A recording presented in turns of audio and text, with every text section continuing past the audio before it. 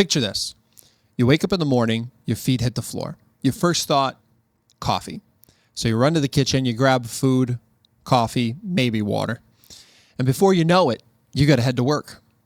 You zip to work, you're busy all day long. When you get home at the end of the day, you realize, I haven't prayed at all today.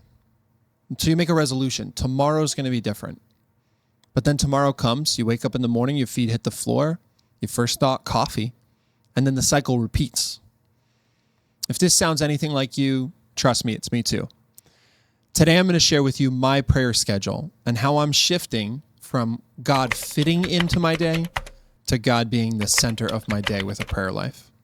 At the end of the video, I'm going to share a couple tips that I've picked up along the way that can help you to get started changing your prayer life today. So the most important moment of my prayer routine is definitely the morning offering, because if I don't start my day with God, then I won't continue my day with God. So that's what I do. I start my day by kneeling down beside my bed and offering my day to God. I offer him the joys, the sufferings, and everything else that comes my way. The really important tip for me here is that if I do scrolling before I pray, then I'm not actually going to get to my prayers. I'm going to get distracted and I'm not going to pray. So no scroll before soul. I do a lot of client interactions, at least 2 to 3 per day. And the way I've structured this is before every meeting, I just take 2 to 3 minutes on my drive there to say some prayers. Simple, Our Father, Hail Mary, Glory be, and a couple other prayers. It's very simple, 2 to 3 minutes, but it works for me. It keeps me in a routine because I always have that going every day, and it's a constant reminder to pray whenever I go to those meetings. This could look totally different for you. If you don't do a lot of meetings, then this won't work. But the important thing is trying to pick a routine that you can get into every single day so that when you get cued by that thing that happens, you remember to pray. Rosary is really the heavy lift of the prayer day. This is going to be the thing that wants to get moved the most. Dishes need to get done. Cleaning needs to happen. Baby needs to get to bed. People are visiting. There's so many reasons why not to pray the rosary at the end of your day, but it has to be the most important thing. It has to be consistent. And this is what I'm struggling with and trying to do, is just to prioritize it above all else. If movies want to be watched, we can't watch them until we pray the rosary. If bath time has to happen, we can't do it until after we've prayed the rosary. Because if it doesn't take that level of precedence, it's not going to happen. This is definitely the cutest moment of prayer throughout the day. I go into my baby's bedroom, and before she goes to bed, I kneel down with her and we do a very simple prayer. We start with praise, we go to thanksgiving, and we ask for our petitions for the following day. This way, she gets into that personal relationship with Christ, where she's talking to him. She's not just saying words.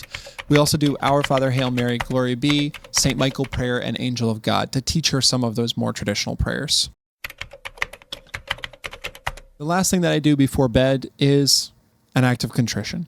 This is an important moment for me because I'm ending my day of prayer in the same place that I started my day, right by my bedside on my knees. Again, doing with your body what you mean with your soul is so important. And we as men, we tend to get into physical routines. And so this is a really good one. Kneel down beside my bed in the same place and do the same thing every day. This way, I can review my day, I can look at how I did with prayer, and I can make a resolution tomorrow to do better. So tip number 1 is going to be make a plan for what you're going to do for prayer in advance. I struggled for a long time making plans for anything in my life, but my prayer routine has really changed ever since I decided in advance what I was going to do for my routine. It doesn't have to be a perfect plan. It just has to be some sort of schedule for what you're going to do. So that's tip number 2. Don't overthink it. Don't make it perfect. You're going to be adding to your prayer routine over time. It will be morphing and shifting as you enter different phases of life, get a new job, etc. So just make a plan for how you want to start today or tomorrow to work on that prayer routine, and then change it as needed. The third tip would be, don't try to go from 0 to hero.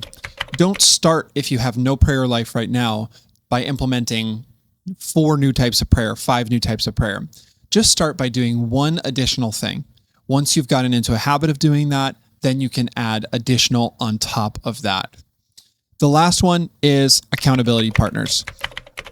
Obviously, when you're a married person like me, an accountability partner is built in. My wife is going to help to keep me on track with the things that I set up as goals. But for someone who's not married, it's important to kind of find somebody who can keep you accountable with that. If you're looking to pray more, talk to somebody about it and ask them, hey, would you be willing to check in with me and see how I'm doing with this? That'll really increase the probability that you actually start to improve your prayer life. If today's video resonated with you, go ahead and hit the like button, get subscribed, and hit the notification bell as well. Maybe even comment down below. All of these things help the YouTube algorithm to realize that Catholicism, fatherhood, and masculinity are necessary and relevant on YouTube. I look forward to seeing you in the next video. God bless.